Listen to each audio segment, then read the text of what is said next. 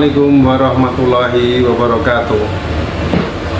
Baik, apa kabar semuanya? Mudah-mudahan Allah Subhanahu wa Ta'ala senantiasa memberi rahmat barokah terhadap kita semua, sehingga dalam pertemuan kita kali ini kita dalam keadaan sehat walafiat, tidak kurang suatu apapun. Dalam mata kuliah etika profesi hukum kali ini kita akan membahas tentang profesi hukum notaris. Apa sih notaris itu?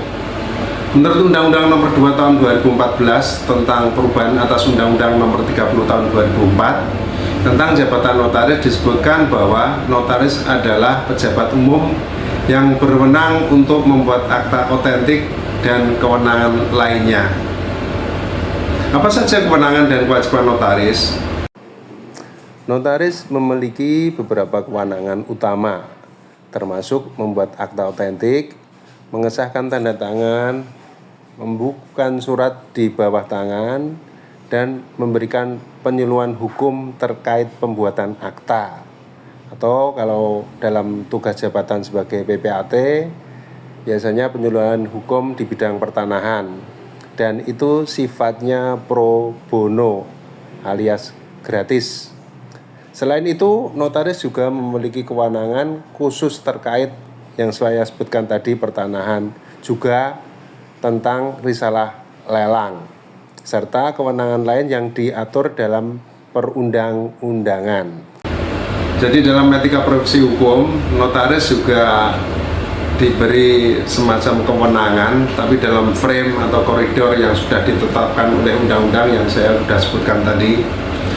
Kewenangan notaris adalah antara lain berwenang membuat akta otentik mengenai semua perbuatan perjanjian dan ketetapan yang diharuskan oleh peraturan perundang-undangan dan atau yang dikehendaki oleh yang berkepentingan untuk dinyatakan dalam akta otentik.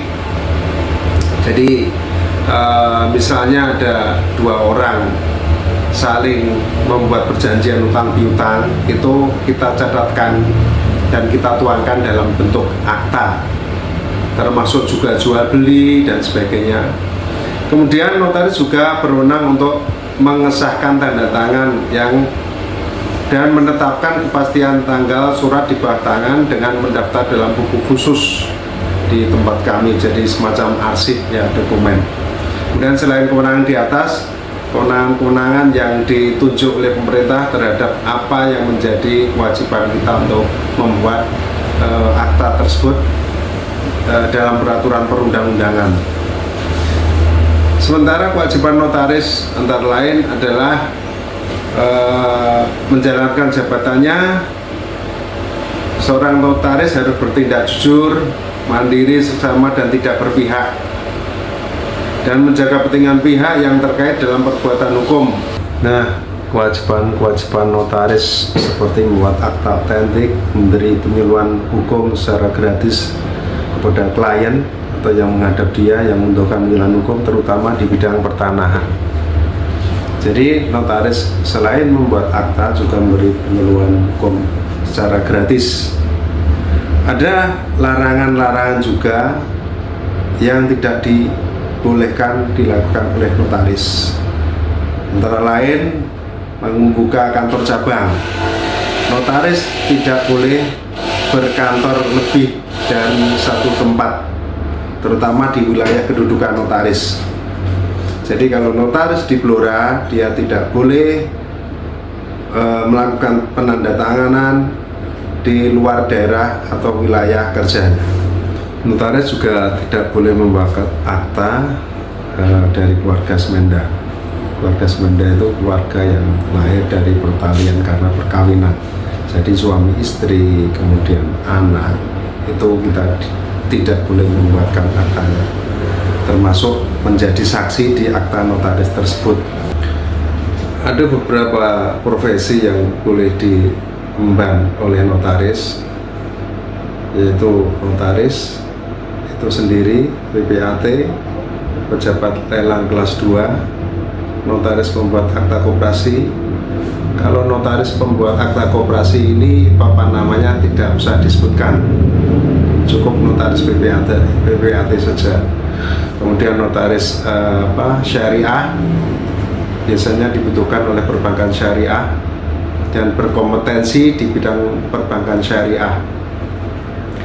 Kemudian notaris pejabat pembuat akta lelang kelas 2. Kenapa kelas 2? Karena kelas 1-nya dijabat oleh orang Kementerian Keuangan. Selain jabatan notaris, ada yang melekat pada notaris, yaitu biasanya kita sering melihat papan nama di luaran sana, notaris PPAT. Ada beberapa jabatan yang diemban oleh seorang notaris yang masing-masing mempunyai kementerian yang berbeda yang menjadi atasan kita. Untuk notaris sendiri, kita mendapatkan SK dari Kementerian Hukum dan HAM dulu, kalau sekarang Kementerian Hukum saja karena sudah di-split dengan Kementerian HAM. Untuk PPAT-nya kita di bawah Kementerian ATR BPN, SK-nya dikeluarkan ATR BPN. Nah, dalam tugas yang diemban oleh profesi hukum seorang notaris, kaitannya dengan moderasi agama adalah ketika kita berhadapan dengan klien. Seorang notaris tidak akan membedakan klien yang datang ke kantor dia. Dari non-muslim maupun muslim akan diterima, karena itu menjadi tugas dan wewenang, bahkan kewajiban seorang notaris. Jadi, dalam tugas notaris itu semua kalangan, semua golongan bisa dan boleh untuk mendapatkan pelayanan hukum di kantor notaris manapun. Sekalian, dari beberapa yang saya jelaskan tadi, ada satu pertanyaan untuk Anda semua yang menjadi tugas. Setelah saya bicarakan tentang segala jabatan, wewenang notaris dan sebagainya, saya akan beri tugas kepada Anda. Banyak yang sudah dikerjakan notaris ya. Kira-kira pendapatan keuangan seorang notaris itu dari mana?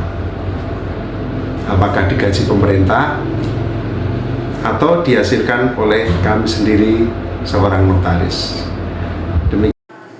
Dan pelanggaran kode etik yang mana yang berakibat pidana pada notaris pada saat menjalankan jabatannya. Demikian, nanti kita akan bertemu di lain waktu untuk menjawab pertanyaan yang saya kasih di akhir sesi ini. Terima kasih atas perhatiannya, mudah-mudahan menjadi manfaat kita semua. Sampai jumpa rekan-rekan mahasiswa semua. Wassalamualaikum warahmatullahi wabarakatuh.